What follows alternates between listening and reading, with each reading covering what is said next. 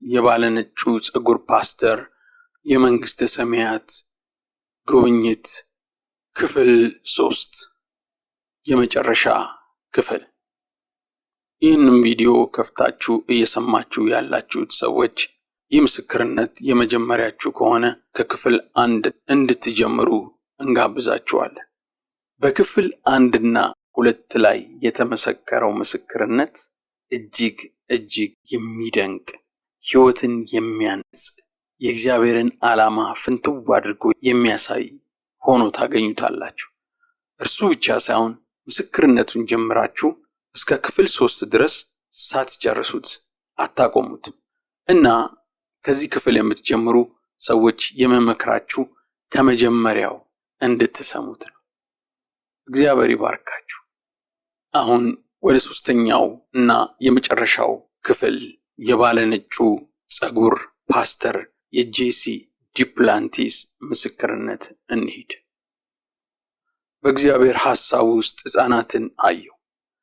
የሕፃናት አዲስ ሕይወት በእግዚአብሔር ዙፋን ዙሪያ ሲበሩ አየሁ። ሕፃናቱ ሲታዩ ከእግዚአብሔር እስትንፋስ ውስጥ የወጡ ነው የሚመስሉት። ሕፃናቱ በምሽት ጊዜ የሚለበስ ጋውን አይነት የለበሱ ይመስሉ ነበረ። ሕፃናቱ በጆሆቫ እግዚአብሔር ሕልውና ውስጥ ይበሩ ነበረ። እነዚህ ሕፃናት ከእግዚአብሔር ሐሳብ ውስጥ ያሉ አዲስ በምድር የሚወለዱ ልጆች እንደሆኑ ተረዳው። እግዚአብሔር ሕፃናትን ያስባል። እነዚህ አዲስ የሚወለዱ ሕፃናት ለምን ውድ እንደሆኑ የዚያን ጊዜ ነው የገባኝ። ሕፃናት ከእግዚአብሔር ዙፋን ቀጥታ ለኛ የሚሰጡን ስጦታዎች ናቸው። እነዚህ የሚበሩ ሕፃናት በእግዚአብሔር ዙሪያ እየበረሩ ሳለ ለእግዚአብሔር እንዲህ ይሉት ነበረ፣ መንፈስ መሆን እንችላለን? መንፈስ አድርገህ ወደ ምድር ልትልከን ትፈቅዳለህን? ለአንድ የተዋጀ ሰው መንፈስ መሆን እፈልጋለሁ ይሉ ነበረ። ይህንን እየተመለከትኩ ሳለሁ ታላቁ የእግዚአብሔር ኃይል የሚል ድምፅ ሲያሰማ ሰማሁ። የዚያን ጊዜ እነዚያ ሕፃናት ከእግዚአብሔር ኃይል የተነሳ ሲሄዱ አየሁ። በዙፋኑም አካባቢ ምን ያክል እንደቆዩ አላውቅም። ከዚያ በኋላ ግን ኃይሉን ለመቋቋም አልቻልኩም። ለዚህ ነው በዚያ በስጋዬ ነበርኩ ብዬ የማስበው። መልአኩም በድንገት ከዚህ በኋላ የእግዚአብሔርን ክብር ልትቋቋመው የማትችለው ስለሚሆንብህ መሄድ አለብን አለ። ከዚያም መልአኩ ከዙፋኑ አካባቢ ይዞኝ ወጣ። ንጉሡ ዳዊትም አብሮኝ መጣ። ከዳዊትና ከመልአኩ ጋር ወደ ሰረገላው ገባሁ። ስፍራውን ለቀን እየወጣን ሳለን በዚያ የነበሩ ሰዎች እጃቸውን ለስንብት አውለበለቡልኝ። ዳዊትን ይህንን ትተን ከመሄዳችን በፊት አብርሃምን እንየው ብዬ ጠየቅኩት። እርሱም አዎ ከመሄድ በፊት ታየዋለህ አለኝ። በዙፋን ፊት የነበሩት ሕዝቦች እግዚአብሔር ዙፋን ካለበት እየወጡ ወደ ከተማውና ወደ ገነት ይመለሱ ነበረ። በመንገድም ሳሉ ሌሎች ሰዎችን ይረዱ ነበረ። የሚረዷቸው ሰዎች ለእነርሱ የተባረኩ ነበሩ። ሰዎችም እየሄዱ በመንገድ ሳሉ የእግዚአብሔርን ቃል እያነሱ ከስነ መለኮት አኳያ እርስ በርሳቸው ሲወያዩ አየሁ። የነቢያት መኖሪያ ባለበት ጎዳና በኩል ነበረ እየተመለስን የነበረው። በአንድ በሚያምር ሕንፃ አጠገብ ስናልፍ ሕንፃውን አየሁና እዚያ መግባት እችላለሁ ብዬ ጠየቅኩት። መልአኩም አትችልም፣ በዚያ ሕንፃ ውስጥ ያለውን የሰው ዓይን አይቶት አያውቅም አለኝ። እኔም ለምንድን ነው ብዬ ጠየቅኩት። መልአኩም ይህ ለጆሆቫ ዕውቀት የቀረ ነው፣ የትኛውም የሰው ዓይን ይህንን ስፍራ አይቶት አያውቅም፣ ሄኖክ እንኳን ቢሆን አለ። በዚያ ቤት ውስጥ ምን እንደነበረ አላወቅኩም። በድጋሚ ኢየሱስን አየሁት። በነቢያት ጎዳና ላይ እየሄድን ሳለ የሆነ ቤተሰብ የሆነ ድምፅ ጄሲ ብሎ ሲጠራኝ ሰማሁት። ዞር ስል ኢየሱስ ነበረ። ኢየሱስን ቅድም የሰበከው ስብከት ትልቅ መልእክት ነው፣ የሚደንቅ ነበረ አልኩት። እርሱም ፊቱ እያበራ መልእክቱ እውነተኛ መልእክት ነው፣ ይህን እንድትሰማ ነው ወደዚህ የተላከው፣ ሰምተህም ለሕዝቤ እንድትናገር አለ። እኔም ይህንን ብናገራቸው አያምኑኝም አልኩት። ኢየሱስም ድምፁን አጠንክሮ አንተ ንገራቸው ብቻ፣ መምጣቴ የማይፈጸም ሲመስላቸው እኔ በድንገት እመጣለሁ አለ። ንግግሩን ጠንከር አድርጎ ሄደና ለሕዝቤ ተመልሼ እንደመመጣ ንገራቸው አለኝ። የሰማይ ጉዞዬ ይህንን ለመማር ነበረ። በመጀመሪያ ያሰብኩት ወደ ሰማይ የተወሰድኩበት ምክንያት ማንም ሰው ሰምቶት የማያውቀውን ነገር እንደመማር መስሎ ነበረ። ወደ ሰማይ የተወሰድኩበት ዓላማ ግን ኢየሱስ የሚናገረኝን ለመስማትና ከዚያም ለሌሎች ለመናገር ነበረ። ይህን ስናገር ፊቴ ላይ አለማመን የሚል እንደተጻፈበት ጌታ ሆይ ያውቃሉ አልኩት። እርሱም ጠንከር ብሎብኝና ድምፁን ጮክ አድርጎ አያውቁም፣ ሂድና እኔ ደግሜ ተመልሼ እንደመጣ ንገራቸው አለኝ። ጳውሎስ ስለ ኢየሱስ ክርስቶስ ምጽአት በአንደኛ ተሰሎንቄ ምዕራፍ 4 ከቁጥር 13 እስከ 17 ጽፏል እንዲህ ሲል፣ ነገር ግን ወንድሞች ሆይ ተስፋ እንደሌላቸው እንደሌሎች ደግሞ እንዳታዝኑ አንቀላፍተው ስላሉት ታውቁ ዘንድ እንወዳለን። ኢየሱስ እንደሞተና እንደተነሳ ካመንን እንዲሁ በኢየሱስ ያንቀላፉትን እግዚአብሔር ከእርሱ ጋር ያመጣቸዋልና በጌታ ቃል የምንላችሁ ይህ ነውና። እኛ ሕያዋን ሆነን ጌታን እስኪመጣ ድረስ የምንቀር ያንቀላፉትን አንቀድምም። ጌታ ራሱ በትእዛዝ በመላእክት አለቃ ድምፅ በእግዚአብሔር መለከት ከሰማይ ይወርዳልና በክርስቶስም የሞቱ አስቀድሞ ይነሳሉ። ከዚያም በኋላ እኛ ሕያዋን ሆነን የምንቀረው ጌታን በአየር ለመቀበል ከእነርሱ ጋር በደመና እንነጠቃለን። እንዲሁም ሁልጊዜ ከጌታ ጋር እንሆናለን። ስለዚህ እርስ በርሳችሁ በዚህ ቃል ተጽናኑ። ለእኛ ያለውን ፍቅር ምንኛ ለኛ እንደሆነ ፊቱና ድምፁ ላይ የሚታየው ነገር ያስረዳ ነበረ። ወደ ዓይኑ ስመለከት የሚናገረኝ ነገር ምን ያህል በጣም አስፈላጊ እንደሆነ ከእይታው ተረዳው። በዚህ ሁኔታ ምጽአቱን ልንጠባበቅ የሚገባው ታላቅ ጉዳይ እንደሆነ ተረዳው። ኢየሱስ በቅርቡ ይመጣል የሚለው መልእክት በእርሱ ዘንድ ታላቅ መልእክት እንደሆነና ለሌሎች ልናካፍለው የሚገባ መልእክት ነው። እግዚአብሔር እንባዎቹን ሁሉ ያብሳል። ኢየሱስ የግሉን የልቡን መሻት ገለጠልኝ። ወደ ምድር ተመልሶ እንደሚመጣ ለሌሎች እንድናገር ትናገራለህ ብሎ ጠይቀኝ። እኔም እስክመልስለት ድረስ በርኅራኄ ጠበቀኝ ነበረ። እኔም ጌታ ሆይ ያወቅኩትን ነገር ሁሉ አድርጋለሁ።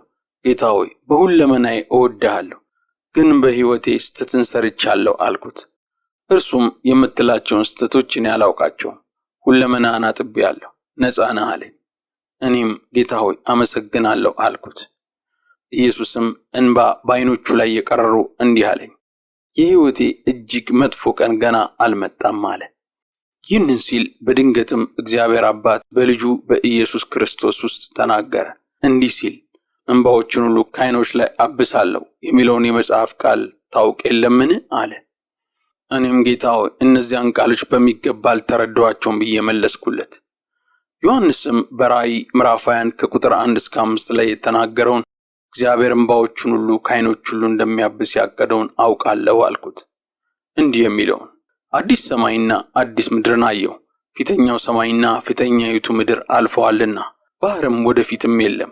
ቅድስቲቱ ከተማ አዲስቱ ኢየሩሳሌም ለባሏ እንደተሸለመች ሙሽራ ተዘጋጅታ ከሰማይ ከእግዚአብሔር ዘንድ ስትወርድ አየሁ። ታላቅም ድምፅ ከሰማይ እነሆ የእግዚአብሔር ድንኳን በሰዎች መካከል ነው፣ ከእነርሱም ጋር ያድራል፣ እነርሱም ሕዝቡ ይሆናሉ። እግዚአብሔርም እርሱ ራሱ ከእነርሱ ጋር ሆኖ አምላካቸው ይሆናል። እንባዎቹንም ሁሉ ከዓይኖቻቸው ያብሳል። ሞትም ከእንግዲህ ወዲህ አይሆንም፣ ሐዘንም ቢሆን ጩኸትም ወይም ስቃይም ከእንግዲህ ወዲህ አይሆንም፣ የቀደመው ሥርዓት አልፏልና ብሎ ሲናገር ሰማሁት። በዙፋኑም የተቀመጠው እነሆ ሁሉን አዲስ አድርጋለሁ አለ። ለእኔም እነዚህ ቃሎች የታመኑና እውነተኞች ናቸው ጻፍ አለኝ። ኢየሱስም ይህን ክፍል አብራራልኝ እንዲህ እያለ፣ ጄሲ በእኔ ዓይን ላይ ያለውን እንባ ጭምር እጠርጋለሁ። በታላቁ የፍርድ ቀን የሆኑ ፍጥረቶችን ከእኔ ተለዩ እላቸዋለሁ። ያንን ታላቅ የፍርድ ቀን እፈራዋለሁ አለ። በዚያን ቀን ስለሚፈረድባቸው ሰዎች በማዘን ማለት ነው። ይህን ሲናገረኝ ዓይኑ ላይ እንባ ነበረ። ሁኔታው ልቤን የነካው ነበረ። እግዚአብሔር ለእኛ ያለውን ፍቅር አንረዳውም። ኢየሱስን ላጽናናው ፈለግኩና እጄን በእርሱ ላይ አደረግኩ። ለማጽናናት ሌላ ምን ማድረግ እንዳለብኝ አላውቅም ነበረ። ኢየሱስ የአይነቱ ነገር እንዴት እንደሚያሳዝነው ካየሁት ነገር ተነስቼ መናገር እችላለሁ። መጽሐፍ ቅዱስ ላይ ኢየሱስ ያለቀሰበትን ክፍሎች እናውቃለን። በሉቃስ ምዕራፍ 19 ላይ ኢየሩሳሌም መምጣቱን ባለማወቋና ባለመቀበሏ ምክንያት በኋላም ስለሚደርስባት ፍርድ አይቶ ለእስራኤልም አልቅሶ ነበር። ለእስራኤል እንደዚያ ቢያለቅስም የፍርዱ ሁኔታ ሊቀየር የሚችል ነበር። ስለ አልዓዛር ሞትም አስቀድሞ ቢያለቅስም በኋላም አልዓዛርን ከሞት አስነስቶታል። ሊሰቀል ባለበት ጊዜ የደም ላብ እያላበው ሲያለቅስ ብናየውም በኋላ ግን ያንን ሁኔታ በትንሣኤ በመነሳት ቀይሮታል። ነገር ግን በታላቁ ፍርድ አንድ ጊዜ ከፈረደ በኋላ ቃሉን መልሶ ሊቀይረው አይችልም። ቃሉ የመጨረሻ ቃል ነው የሚሆነው። የሚፈረድበት ሰው በፍርዱ ከፊቱ እንዲወገድ ካደረገው ያ ሰው ዋጋውን ይቀበላል። ኢየሱስ ያንን የፍርድ ቃሉን ሊመልሰው አይችልም። ለዚህ ነው ያንን የፍርድ ቀን በጣም እፈራዋለሁ ያለው። ከዚያም እንዲህ አለኝ፣ ጄሲ፣ ይህ የመጨረሻ የፍርዴ ቃል ነው የሚሆነው። ልቀይረው አልችልም። የፈጠርኩት አዳም በወደቀ ጊዜ አልቅሻለሁ። ነገር ግን አዝኜ ባለቅስም በኋላ ላድነው ራሴን እንደምልክ አውቅ ነበረ። ሰዎችን በድጋሚ በምህረት ለመንካት እድል እንዳለኝ አውቅ ነበረ። ነገር ግን ሊመጣ ባለው በታላቁ የፍርድ ቀን ግን ፍርዴ የመጨረሻ ነው የሚሆነው። ሌላ መዳኛ የለም። አንዴ ፍርድ ከሆነ በኋላ ልቀይረው አልችልም። ከዓይኖቼ እንባዬን መጥረግ አለብኝ አለ። ጌታም ጠንከር አድርጎብኝ፣ ጄሲ፣ እኔ እንደምመጣ ንገራቸው አለኝ። እኔም ጌታ ሆይ መቼ ተመልሰህ ትመጣለህ አልኩት። ስለ ዳግም ምጽአቱ ቀጥታ አልመለሰልኝም። ነገር ግን የመምጣቴ ምስክርነት ለማወቅ ሁሉም ሰው የመምጣቴ ምልክቶች ይመልከት አለ። የኢየሱስን የመምጣት ምልክቶች እንድናስተውል እየተናገረ እንደሆነ ከንግግሩ ተረዳሁት። ኢየሱስ ክርስቶስ ማን እንደሆነ ምልክቶችን እንድንመለከት ይፈልጋል። ኢየሱስ ወደ ምድር መቼ ተመልሶ እንደሚመጣ ቀንና ዓመቱን እንደማያውቅ ተረዳው። ነገር ግን ምጽአቱ ተመልሶ መምጣት ብቻም ሳይሆን ማን እንደሆነ የሚያሳይበት እንደሆነም አየው። ኢየሱስ በወንጌላት ላይ መንግስቱ ከዚህ እንዳይደለ ሲናገር ሰዎች ማን እንደሆነ እንዲያውቁ ጭምር ለማድረግ እየሞከረ ነበረ። ዓይኖቻችንን የታላቁ መከራ ጊዜ ላይ በማድረግ ፈንታ በእርሱ ላይ እንድናደርግ እየተናገረ እንደሆነ ተሰማኝ። እንደ ክርስቶስ አካልነታችን እርስ በርሳችን በመጣላትና ባለመታዘዝ ላይ ነን ያለነው። እርሱ ማን እንደሆነ ለመመስከር በአንድ ዓላማ አልቆምንም። መከፋፈላችን ለሰይጣን እድል ፈንታ ሰጥቶታል። እኛን ቤተክርስቲያን ልዩነታችን ላይ ከማተኮር ይልቅ ኢየሱስ እርሱ ማን እንደሆነ ስለ እርሱ መመስከር ላይ እንድናተኩር እንደሚፈልግ አስባለሁ። የክርስቶስ አካል ቤተክርስቲያን ኢየሱስ ክርስቶስ ማን እንደሆነ ለዓለም መግለጥና እርሱን ከፍ ማድረግ ብትጀምር ሰዎች ወደ እርሱ ይመጣሉ። ለሚጠፋው ዓለም እየሞቱ ላሉትም ህዝቦችም እርሱ ማን እንደሆነ ቃሉን መስበክ ሲገባን የመምጣቱ ምልክት ብቻ በመጠባበቅ የመምጣቱን ነገር ያዘገየ ነው ይመስለኛል። ብዙዎቻችን ተአምራቶች ብቻ ሰዎችን ወደ ቤተክርስቲያን እንደሚያመጣ ነው የምናስበው። ተአምራት ለሚጠራጠሩ ሰዎች ብቻ ነው። መጥምቁ ዮሐንስ በአገልግሎቱ አንዲትም ተአምራት አላደረገም። ያደረገው የሥነ ምግባር መውደቅን አንስቶ እንዲስተካከል የንስሐ ስብከት ነው የሰበከው። መጥምቁ ዮሐንስ ቤተክርስቲያን በዚህ አቅጣጫ እንደ ምሳሌ ልታየው የሚገባ ብቸኛው ሰባኪ እንደሆነ አስባለሁ። በወቅቱ ዮሐንስ ሲሰብክበት በነበረበት ጊዜ በከተማው የነበሩ ታላላቅ ኃጢአተኞች እና ንጉሥ ሄሮድስን ጨምሮ ለመጥምቁ ዮሐንስ አገልግሎት ትልቅ ክብር ነበራቸው። ኢየሱስን የተቀባውን ክርስቶስን ልንሰብከው ያስፈልጋል። ሰዎች ኢየሱስን በግል አያውቁትም። እኔ እርሱን እንደ ግል አዳኝ አውቄዋለሁ። ይህንን ያወቅኩት በሰማይ በሄድኩ ጊዜ አይደለም። ይህንን ያወቅኩት በምድር በቦስተን ማሳቹሴትስ በዳንኩበት ጊዜ ነው። ቤተክርስቲያን ኢየሱስ ማን እንደሆነ ለዓለም ለማሳየት ምስክር ብትሆን የክርስቶስን መልእክት ብንሰብክ ዓለምን በአንድ ቀን ውስጥ በወንጌል ማጥለቅለቅ እንደምንችል አምናለሁ። ኢየሱስ መቼ ተመልሶ እንደሚመጣ ሊነግረኝ አልቻለም። እግዚአብሔር አብ ኢየሱስ ተመልሶ የሚመጣበትን የፍርድ ቀን ለምን እንዳልነገረው መረዳት ችዬ ነበረ። ቢነግረው ኖሮ ኢየሱስ ስለማያስችለው ለእኔ ነግሮኝ ተዘጋጅተን እንድንጠብቅ ያደርግ እንደነበረ ተሰማኝ። ኢየሱስ ያንን ቢያውቅ ለሰው ልጆች ታላቅ ፍቅር ስላለው ያንን ሚስጥር ደብቆ መያዝ የሚችል አይመስለኝም። ማርቆስ ወንጌል ምዕራፍ 13 ከቁጥር 32 እስከ ቁጥር 37 የጌታን ተመልሶ መምጣትና ይህን ጉዳይ አስመልክቶ ይናገራል እንዲህ ሲል፣ ስለዚያች ቀን ወይም ስለዚያች ሰዓት ግን የሰማይ መላእክትም ቢሆኑ ልጅም ቢሆንም ከአባት በቀር የሚያውቅ የለም። ጊዜው መቼ እንደሚሆን አታውቁምና ተጠንቀቁ፣ ትጉ፣ ጸልዩም። ቤቱን ትቶ ወደ ሌላ ሀገር እንደሄደ ሰው ነው። ለባሮቹ ስልጣን ለእያንዳንዳቸውም ሥራ ሰጥቶ በረኛውም እንዲተጋ አዘዘ። እንግዲህ በማታ ቢሆን ወይም በኩለ ሌሊት ወይም ዶሮ ሲጮህ ወይም በማለዳ ቢሆን ባለቤቱ መቼ እንዲመጣ አታውቁምና ድንገት መጥቶ ተኝታችሁ እንዳያገኛችሁ። ስለዚህ ትጉ።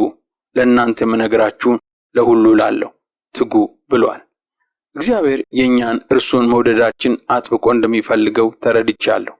ሌሎች ሰዎችን በወንጌል እንድንደርስ ምን ያክል እንደሚፈልግ በፊት አልረዳውም ነበረ። ለዚህ ወንጌል ተልኮ እርሱ ለእኔ ከሚያስፈልገው ይልቅ እኔ ለእርሱ እንደማስፈልገው ሁል ጊዜ አስባለሁ። ያንን ፍላጎትን ለመሙላት ለእርሱ የትኛውንም ነገር አደርጋለሁ አልኩ። ንግግሬ ፈጣን እንደሆነ አውቃለሁ። ጴጥሮስም እንደዚህ አድርጓል። ነገር ግን ኢየሱስን እስከማውቀው ድረስ የትኛውንም ነገር ላንተ አድርጋለሁ አልኩት። ኢየሱስም ሳቀብኝና መርጬሃለሁ፣ ሌላ ማንም ሰው አይፈልግህ፣ እኔ እፈልግሃለሁ ጄሲ አለኝ። እኔም ላገኘሁት ለየትኛውም ነፍስ ተመልሰ እንደምትመጣ እናገራለሁ አልኩት። እርሱም ለዚህ ነው ወደዚህ ያመጣው አለኝና አሁን ተመልሰ መሄድ አለብህ አለኝ። እኔም እዚህ መሆን ነው የምፈልገው አልኩት። እርሱም ለዘላለም በዚህ ትኖራለህ አለኝ። ከዚያም ኢየሱስም ወደ ዳዊትና ወደ መልአኩ ተመለከተና ጄሲ ተራሮችን ማየት ስለሚወድ በተራሮቹ በኩል ውሰዱት አለ። ወደ እኔ ተመለከተና ሳቀ። በድጋሚ ፊቱን አስተዋልኩት። የዓይኖቹ ቀለሞች ምን አይነት እንደሆኑ ልነግራችሁ አልችልም። ነገር ግን ዓይኖቹ የፍቅር ምንጭ ነው የሚመስሉት። በቅርቡ አይሃለሁ። አንድ ቀን ዳግመኛ የማንለያይበት ቀን ይመጣል። ያም ለዘላለም ይሆናል። ከምታስበው በላይ ያ ቀን በጣም ቅርብ ይሆናል አለኝ።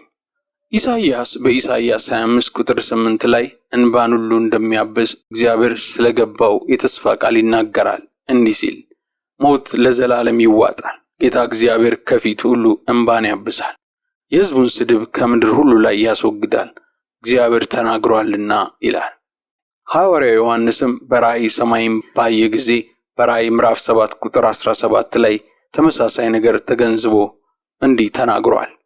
በዙፋኑ መካከል ያለው በጉ እረኛቸው ይሆናልና ወደ ሕይወትም ምንጭ ውኃ ይመራቸዋልና እግዚአብሔር እንባቸውን ሁሉ ከዓይናቸው ያብሳል። ኢየሱስ ዓይን ላይ ርኅራኄ ማየት ችያለሁ። ማንም እርሱን ሳያውቅ እንዲጠፋ አይፈልግም።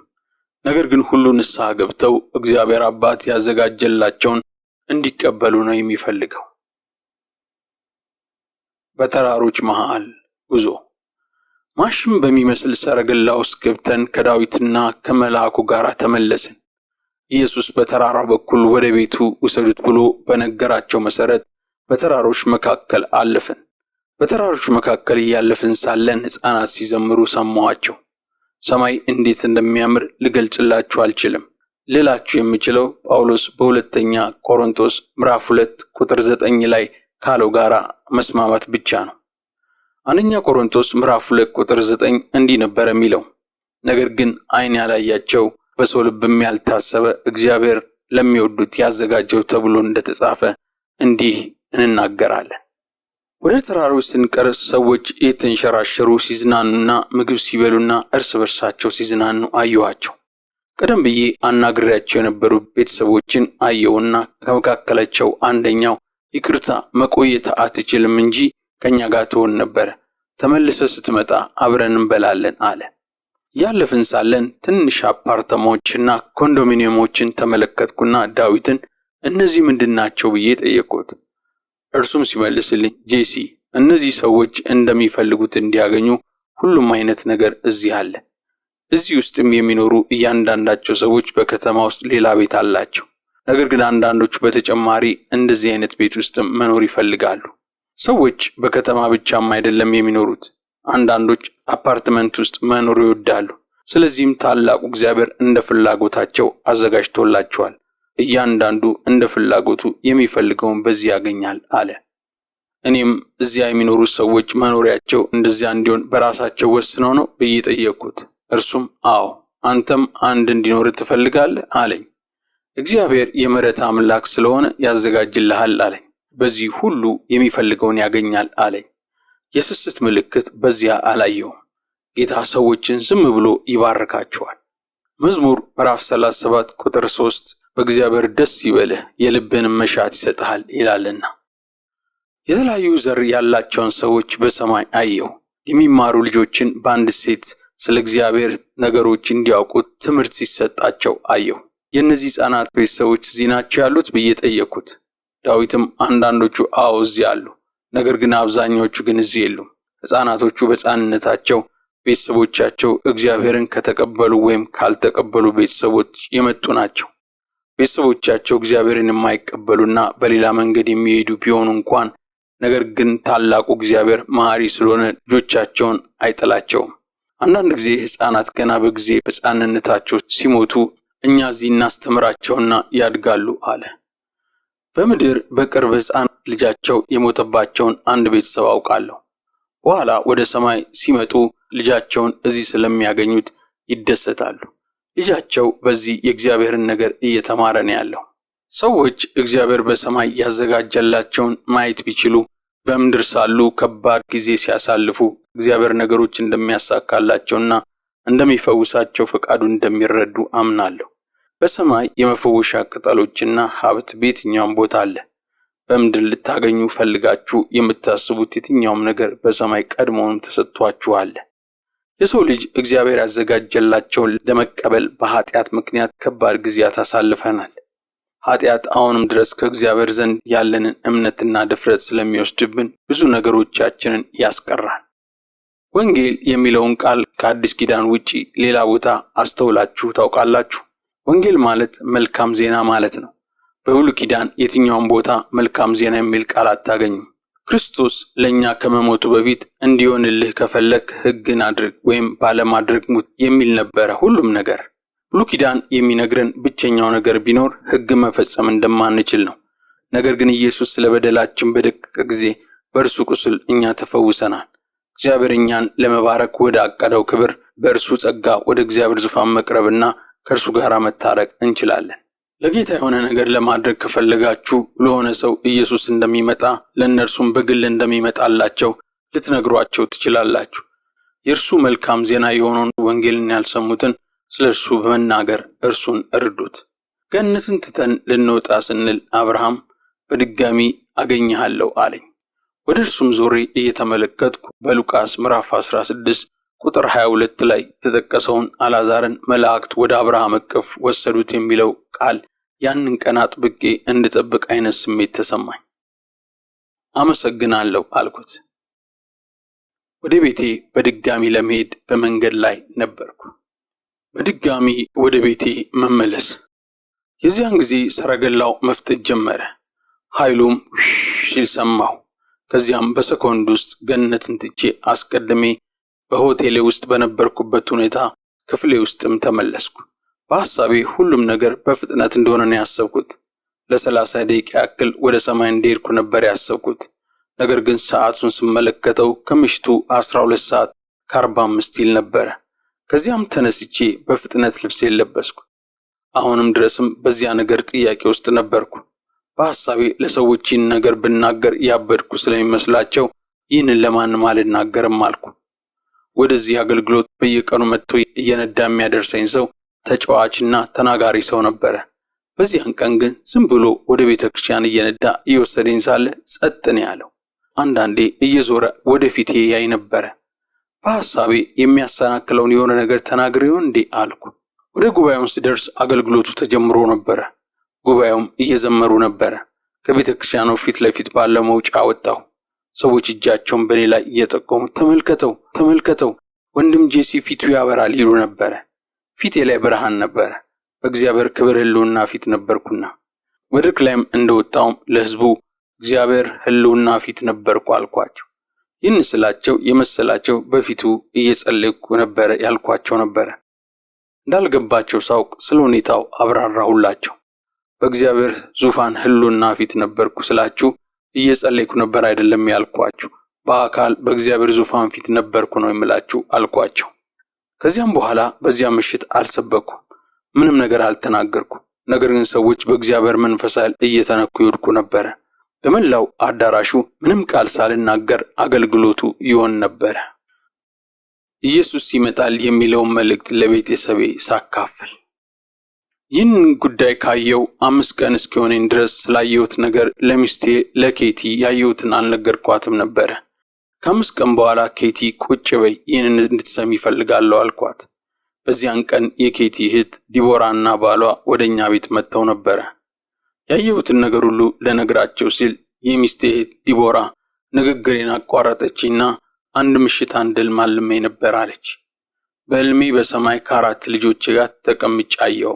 ህልሙ በደንብ አልገባኝም። ምክንያቱም ያሉ ልጆች 3 ናቸው አለች። እኔም ያሉሽ ልጆች 4 ናቸው። ያስወረድሽ 1 ልጅ እንደነበረሽ አላስታወርሽም አልኳት። ከዚያም ወንበራችሁን ያዙና ቀጥሎ የምነግራችሁን ይህን ምስክርነት ስሙ አልኳቸው። በውርጃ ምክንያት የሞቱ ልጆች በሰማይ እንዳየው ስነግራትም ዲቦራ እንባ ፈንቅሏትም አለቀሰች። ያየሽ ሕልም ትክክል ነው፣ ሌላው ልጅሽ በሰማይ ይጠብቅሻል አልኳት። ዲቦራ ሕፃናት በሰማይ እንዳሉ ቤተሰቦቻቸው እዚያ እስኪደርሱ ድረስ እየጠበቋቸው እንዳሉ ስነግራት በጣም ተባርካና ልቧ ተነክቶ ነበረ። ይህንን የምትሰሙ ምናልባት የእናንተ ወይም የምታውቁት የሌላ ሰው ልጅ ሞቶ ከሆነ በሰማይ ወደፊት ታዩታላችሁ። ልጆች ሞተውባችሁ ከሆነ ልጆቻችሁን ከሞት ወደ ምድር መመለስ ባትችሉ እንኳን ኢየሱስን እንደ ግል አዳኛችሁ አድርጋችሁ በማመን ወደ ልጆቻችሁ ልትሄዱ ትችላላችሁ።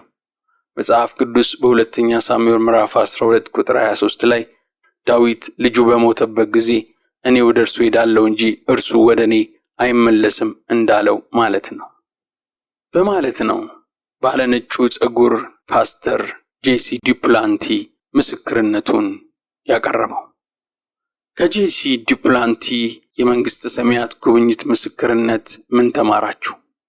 በዋናነት ጄሲ ዲፕላንቲ ወደ ሰማይ የሄደበት ምክንያት ለሕዝቡ ስለ ምጽአቱ እንዲናገር ለማስተማር ነው ጌታ ኢየሱስ ክርስቶስ ወስዶት የነበረው። እኛም የጄሲ ዲፕላንቲን ምስክርነት ተቀብለን ለሌሎች ኢየሱስ ክርስቶስ ይመጣልና ላልዳኑ ደግሞ ከመምጣቱ በፊት ጌታ ኢየሱስ ክርስቶስን እንደ ግል አዳኛቸው አድርገው እንዲቀበሉ ወንጌል በመስበክ የዚህ ራእይ አጋር እንደሆን እየጋበዝናችሁ ለዛሬ ያቀረብንላችሁን እዚህ ላይ እናበቃለን። በሌሎች ተመሳሳይ ምስክርነቶች እስክንገናኝ ድረስ እግዚአብሔር ይባርካችሁ። የቻናላችን ቤተሰቦች ካልሆናችሁ ሰብስክራይብ የሚለውን መጫን አትርሱ። ስራችንን ከወደዳችሁት ላይክ አድርጉልን። ይህን ምስክርነት ስትሰሙ የተሰማችሁን ሐሳብ በሐሳብ መስጫው ላይ እንድትጽፉልን እናበረታታችኋለን። እግዚአብሔር ይባርካችሁ። ኢየሱስ ክርስቶስ በእርግጥ ይመጣል። ኢየሱስ ይመጣል። አሜን።